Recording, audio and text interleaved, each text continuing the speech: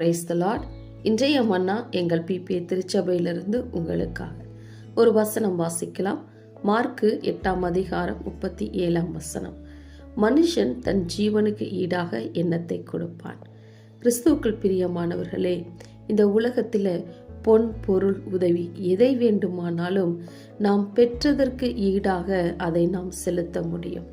ஆனால் ஆண்டவராகிய இயேசு ஜீவன் என்று ஆத்துமாவை குறிப்பிடுகிறார்.